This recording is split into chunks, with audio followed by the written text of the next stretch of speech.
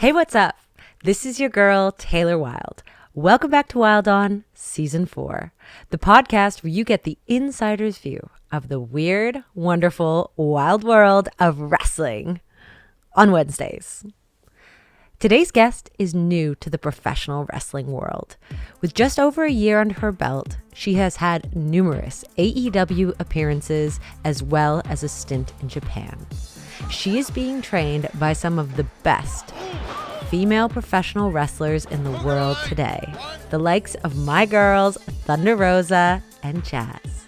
Ladies and gentlemen, my girl, Jazmin Allure.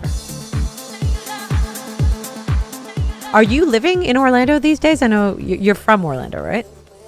I am from, but no, I reside in Austin, Texas, and this is where I started my wrestling journey as well. Oh, interesting. So I know you have Hispanic roots. It's half Mexican? Full Mexican. So both my parents are Mexican. So I was born and raised in Orlando, Florida. At the age of 12, my whole family, we all moved back to Mexico City. That's where my parents are from. And yeah, and then at the age of 17, I was like, okay, I need to go to college, get a degree. So I moved out and then came to Austin, Texas, and then I just found wrestling here. So growing up, like you said, you spent your formative years basically in Mexico City. Did you have a lot of Lucha Libre, a lot of CMLL, AAA on the TV, or your parents weren't Lucha fans? They were wrestling fans. My dad was a big WWE fan. He didn't really watch a lot of Lucha, but he did watch some. I remember when I turned, I think it was 19, after my first year of college, I was just not feeling college anymore. I was all I'm doing is working, going to school. I'm so bored. And so I went back to visit my parents, and my dad took me to a CMLL show. And the environment was just crazy. It's insane. Mexico, their Lucha fans are insane. The environment is so crazy, but I loved it. And my whole family went, and we were just we love this, right? So I was I could do this. I've been watching wrestling since I was 5. I love it. It's always been something that's bigger than life. But I looked at it and I was oh wow, you can actually have a career from this. And I started training, and then the rest is history. Wow, interesting. Very interesting. So even though you spent your formative years in Mexico City, you were still more influenced by the more WWE type wrestling, but it was CMLL that gave you that push, okay, this is what I can do career-wise. Yeah, for sure. CMLL is definitely really special to me. Hopefully one day I get to wrestle there. So amazing. Well, when I was 2 years into my career, I was invited to go to Monterey by Sarah Stock, another Canadian, but she's from Winnipeg. She had actually started living there probably 5 years before I was invited, and this was in 2004. So I think she'd been in Monterey, then Mexico City, then Tijuana for about 10 years, completely fluent in Spanish, showed up when it was definitely more dangerous, not a lot of gringas there. And here I was being invited to do a tour in Mexico by another Canadian, which was interesting. And then, 7 years after that, she was my tag team partner on TNA, Sarita, and we were the first tag team knockout champions. So it's just, the world is weird. Everything is synchronicity. You're supposed to be wherever you're supposed to be. And I really, really hope you get that opportunity, and you will, because like you said, working in Mexico is such a different beast than working anywhere in North America. Yeah, it's so I've trained there a couple times. Whenever I visit my parents, I definitely stop in trainings, and I'm just learning their style. A lot of cardio. It's so fun. Yeah, it's so fun. And I've never, I've been in the business on and off for 16 years. I've never had more beer thrown in my face than for the summer I spent working in Monterey. It's good for your hair though. So that, Is it? I did not know that. Apparently, your makeup would be dripping because obviously there's no air conditioning in the old Coliseums. It's hot, fucking hot. It's hot not moving, let alone doing 3 rounds, 35-minute matches. You're wrestling for your life because nobody speaks English or very little, and then plus the fans are throwing beer in your face, and I was like, there's got to be a silver lining, so I googled it. This was before anyone had iPhones. I had to like walk to an internet cafe, and I was like, beauty benefits of beer, and apparently the yeast is good for your hair. So just little tip. Oh, wow. That's so interesting. Good to know. Yes, good to know. So you have been trained by two of my favorite women in the business, Thunder Rosa and Jazz. How did that come to be? How did you find them? How were you so lucky, my friend? I wish I had those influences coming up. Honestly, sometimes I think about, I'm like, how did I get so lucky? But I know my first trainer, Papa Don here in Austin, he was really good friends with Jazz. So he would bring Jazz and Rodney for seminars. And that's how I met her, which was insane because I grew up watching like her, Yep. So then she like opened up a school and she was like very inviting. And that's how I started training with her. And then she decided to like bring Thunder Rosa in for training. Mm-hmm. So it was really like mutual friends. And then I just got lucky being at the right place, right time, and learning from them is incredible. Learning from a guy is really different from a woman, and to like learn from two women, one who's been doing this for years and the other one who's killing it at the moment, was amazing. And I'm so grateful. Good. Yeah. It's interesting because you have been trained by these different generational women, and someone like myself, when I started, there really weren't any women to train. Like Jazz was before Gail Kim, and Gail was before me, and now Gail was one of my producers at Impact. And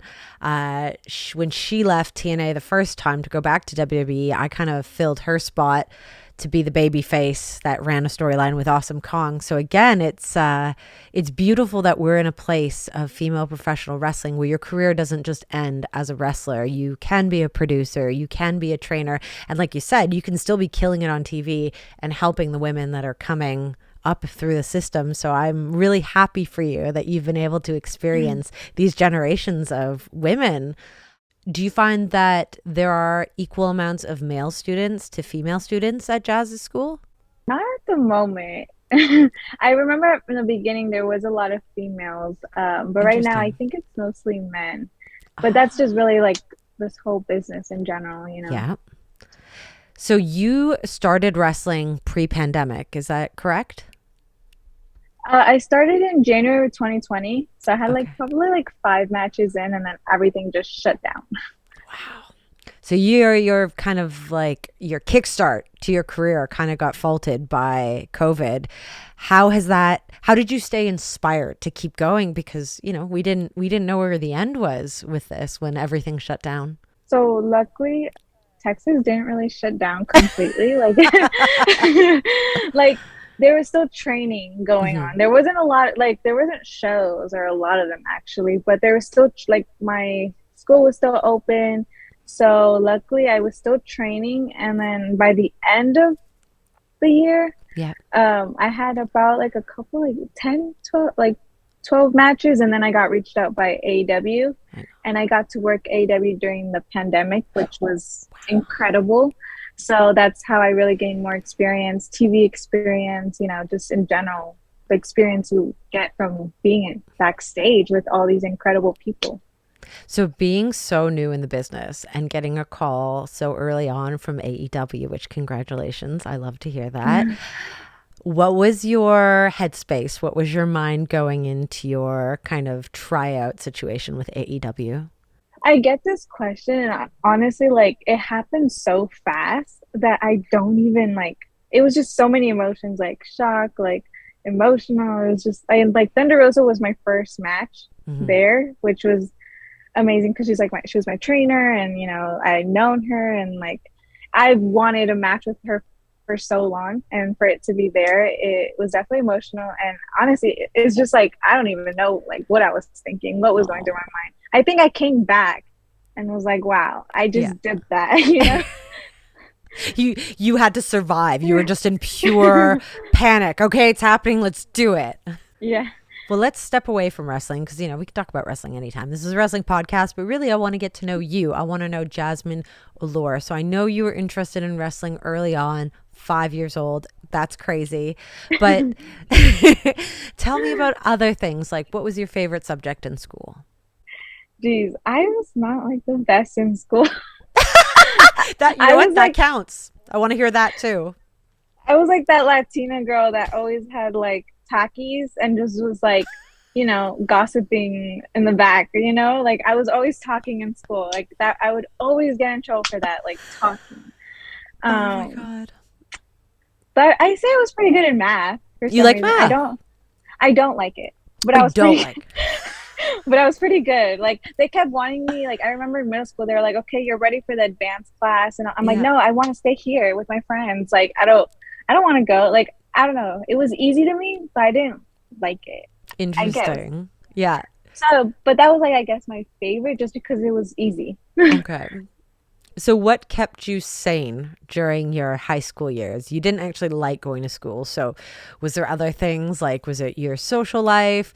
Were you into dance? Did you play an instrument? Or was it literally all about wrestling? High school, I wasn't in wrestling. I was like doing soccer, Okay. but I would get a scholarship. So that kind of kept me in school. You got The a scholarship. scholarship. Yeah, so like they would give me like money each month, and with that money, I would pay soccer. But honestly, like Wow. I've always known school is important, and like Yeah, especially always have a plan B in wrestling. You can get hurt at any sure. moment. So like I'm still in college, still trying to survive that, and also like living in Mexico, you don't realize how important school is until like you get to so like in middle school, like usually in Mexico, people stop studying. They're like, high school is like not affordable or it's not accessible. So in middle school, I definitely learned that going to high school and college is a privilege. And if I have that opportunity, I'm gonna do it. A lot of people work two jobs just to go to high school or even college. And I'm here in the United States and I get like grants and scholarships and I can do it for free. So I take advantage of that for sure. Well, you just taught me something. I didn't know that. So, you have to pay to go to high school in Mexico? And middle school, but high school does get more expensive. So a lot of people just like drop out after middle school. And it's insane, right? But these people don't want to. Wow. Like these kids really want to go to high school, but they just can't afford it. So like if I could afford it, I was like, yeah, I'll do it, like it's important. Obviously I like have to finish high school, but seeing these people struggle to even go to high school, it kind of like makes me more grateful that I'm Absolutely. Well, I yeah. feel that's something, like I said, you really taught me something new. Like being Canadian is the same as being American in regards to the school system. All Mhm. the way up through high school is free. You don't have to worry about money until college or university or community college. Can you like give me a general ballpark? How much does it cost to go to middle school or high school in Mexico? So when you graduate from middle school, you have this test that you have to do, and it basically depending how well or how like bad you do, you like get a certain school. So like if you really want to go to this really good school for free, you have to make a certain amount of like grades and points and Oh, all that okay. stuff. So it really depends what school you get into. But Wow. for me, it was like it wasn't that expensive. It was probably like $200 per semester, and you have to pay your books, like anything. Like if you have a project, you have to pay all those like materials, or if you need to like they don't have like computers or anything. So like if you need to go and study, you have to like pay to do that, like at a internet cafe, I guess. Wow. So it really like depends. Like obviously books are expensive and Sure. like you have 10 subjects per semester. So that's like 10 books you need. But that was my school and a lot of people don't have that. See, like my parents don't make a lot of money. They struggled even for me to go to high school because it's Wow. just you just don't make that much money. So you have to include that too. Like some people make like $10 a day if you're lucky, you know? Jesus. Wow. So that the structure of Mexico, the rich get richer and the poor get poorer. If you don't have any money, you can't better your situation. You can't. Oh, wow. Oh, it gives me chills. I've been to Mexico a handful of times and I never knew that. And it, really makes me want to open up some sort of foundation if I can, if I would be so privileged to help people get through school. Because, like you said, school is such a privilege. And I wouldn't know any better had we not had this conversation. And I hope we can educate others, to donate towards school systems because Mexico is so close to America. Yeah. This is ridiculous. This is absolutely ridiculous. Yeah, no, it's insane. And I remember like when I moved there, I was like 12 and I was like, why did we move here? Like it's just like I didn't get it. But after Yeah. living there for like 5 years, I like grew so much. Like I definitely became like so much more humble. Like Mm, my friends, we were like 12 and they would walk like 5 miles to get back home by themselves because their parents were like working. And I would even like buy food for my friends because their parents sometimes couldn't afford to like send them lunch or stuff like that. So it was wow. really insane seeing that at a young age and like coming from the US where like, kids just like they don't even want the school lunch because it's nasty. But other kids like in Mexico, they would take that because Sure. it's food. It's So food. it was definitely like, you know, definitely changed my life. Yeah, I was going to say, well, that explains why, you're really so grounded. And I would say, you have got some serious street smarts that makes you wise beyond your years. And I think that's really going to benefit you greatly in this crazy professional wrestling business because I feel like, you might look young, you might look sweet, but you're like, girl, I'm from Mexico. Like, don't fuck around. So tell me, what is your like workout slash diet routine to be Jazmin Allure? Like, are you training 5 days a week? Are you doing cardio, weights, everything? Like, tell me everything. Tell me the tea. I don't even have a schedule because I'm like still in school Yep. and then I have my bookings and I'm doing like a project I can't really say right now until they Okay. announce it. So Cool. I'm flying back and forth. So literally I still try to train like 3 times a week. Yeah. Sometimes like Jazz and Ronnie, they have their school in San Antonio, which is like an hour and a half away, so it's kind of Okay. hard to get there. But Dustin Rhodes, he has a school here, and I'll sometimes go in, and so I try to train like 2 to 3 times a week, work out as much as I can. But it's so hard with like that, and then I still have a shoot job, so Wow. I'm You're trying doing to all like the do all things. this. Yes. Training, I have my bookings on the weekends and then, school and then my shoe job, just trying to like do all that. I think that's where people get really confused about professional wrestlers and how much they make. Unless you're working for WWE or like AEW full time, you're going to have to probably have a shoot job on the side. Some even indie wrestlers look like they're living like this glamorous life, and wrestlers have to work really, really fucking hard to look the business and also balance all the things. What are you doing to keep yourself afloat? Is it just you're goal oriented and you're like, I'm going to get there. There's light at the end of the tunnel. Or what is it that's keeping you? Do you have a spiritual practice? Do you meditate? Do you journal? Like, what is it?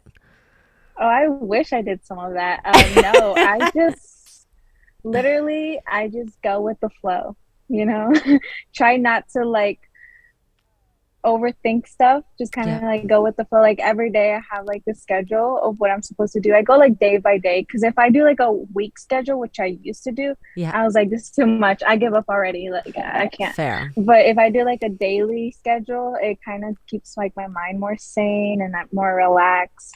So that's really what I do. But I technically just go with the flow. I like that though, but you're also living every day for what it is instead of looking too far ahead, which can be a real problem when you're goal oriented or, you just have so many things you need to accomplish. At least you're taking in every day and hopefully you're enjoying it. Yes, no, for sure. That's definitely one thing I learned like in wrestling. You just never know like what you're gonna get. Like you Yeah. always have to be ready. Like I remember in the beginning, like when I debuted, I was like, okay, in 2 years, I'm gonna be on AEW Dark. And then it happened like in less than a year, and I was like, okay, I don't know, just go with the flow. Yep. You know what I mean? That's manifestation, girl. You say you don't do anything spiritual, but that's what that is. Is that manifestation? Okay. Yeah, it's, you don't have to write it down per se, but like knowing that you're going to do something. Because I'm sure, in a way you were like, okay, in 2 years, I'm going to be on AEW Dark. But that was something you implanted in your brain and you visualized it and you made it happen and you made it happen even faster. And that's manifestation. And, going with the flow is part of being spiritual, because you're like, you know what, life has roadblocks. Life has pandemics that throws you off your game. But yeah, you're spiritual without even knowing it, I think. Ooh, maybe you're right. Where do you draw inspiration from? They told me in the beginning, find three wrestlers that you really, really like and try to like kind of mimic them, or, you know, make that you. So my three wrestlers, my three inspirations are Sasha Banks, Okay. Jeff Hardy, and AJ Lee. Those are my three that I was like, I love.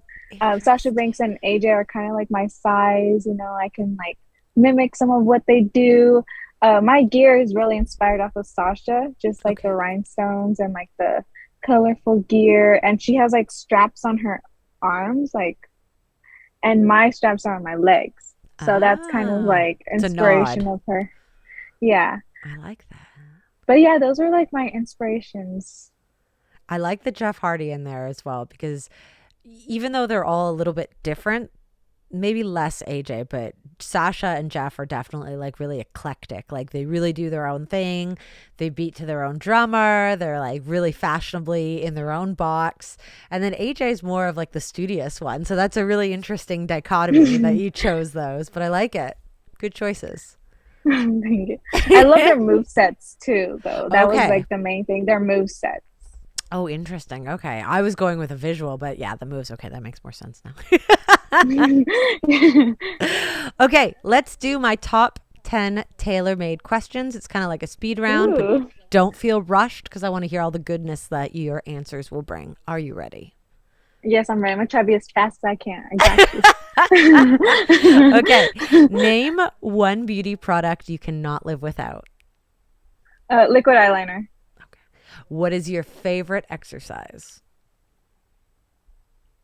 Anything that has to do with abs. I hate abs. What is your pet peeve? Oh, I have so many. But It could be top 3 if you need to. Probably people who just like when they're mad, they just yell. It's like, calm down, like chill, okay? We hear you. It's fine. Who is your celebrity crush? Oh, I have so many too, but I'm probably gonna keep out wrestlers because I've been seeing them, and it's gonna be so awkward if they ever see this and they're like, "He had a crush on me." But Zac Efron. Oh, that's a good one. Like young Zac Efron or current Zac Efron? High School Musical Zac Efron. Good choice. Yes. I liked him in Hairspray a lot. Did you see Hairspray? Ooh, I haven't seen it. Oh, girl, you must. Okay. I must. I will now. What is your favorite band or artist? Right now, I'm really loving Olivia Rodrigo. She's like my favorite. Oh, she's fierce. Mm-hmm.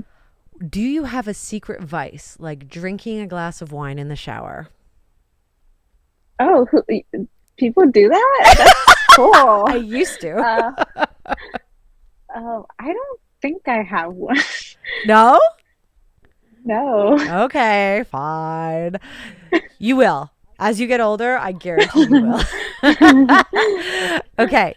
What wrestler has the best entrance music? Ooh, probably Chris Jericho.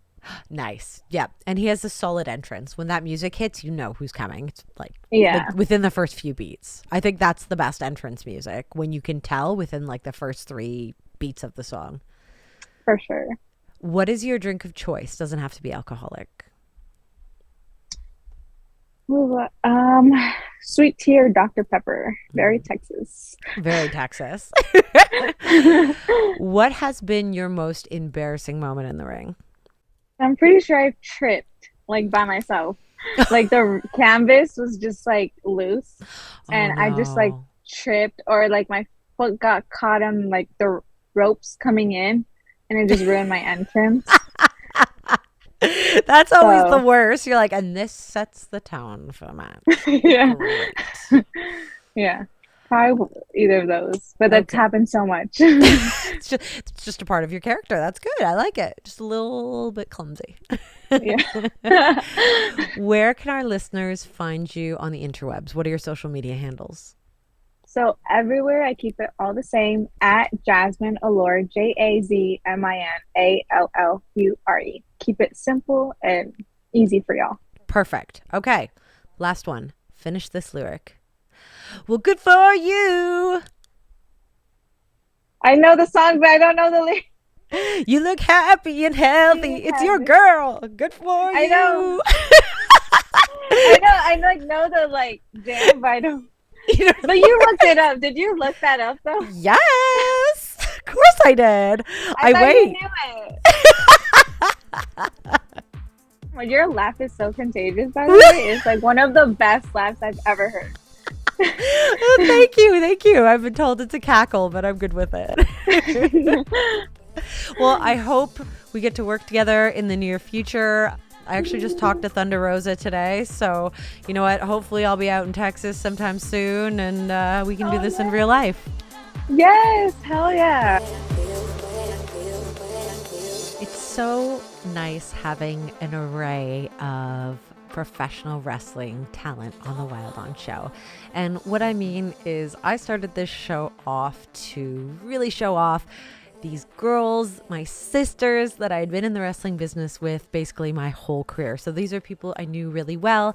And as a result, they are people that you have seen for many years on TV, be it WWE or now AEW, formerly TNA, or Impact Wrestling. So I think Wilde On came out really strong with all these known names because I'm older and I've been in the business for a long time. And you know, I've basically had every major female wrestler in the game today that is killing it. So now the focus of Wilde On has become all the up and comers, and Jazmin Allure with just barely even scratching the surface at 2 years is just this little beautiful baby budding into the world. Like, I mean, her trainers are people that I've worked with for years. Jazz was a mentor of mine. I mean, she carved out her own niche in the world of WWE for the generation she was there, which was the Divas era, and Homegirl was not doing the diva thing. So everybody just give snaps to Jazz because Homegirl paved the way for people like myself. And I hope you are all loving what Wilde On is bringing to you weekly, because it's always a little bit different than what you can get on any other professional wrestling podcast today, because I'm talking to wrestlers, but my stories are being told by a wrestler, your girl, myself, Taylor Wilde. But I could not and would not want to do this podcast without my badass punk rock girl band, the Wilde On team. My right-hand woman, my queen, editor, and producer, Rochelle Douris. My marketing internet savant doing the things that I don't understand, but I desperately need, Madison Golshani. And our backup savior, Matteo Sessa, our sound engineer from Superkick Studios right here in Toronto. Thank you. I love you guys. And until next week, keep calm and Wilde On.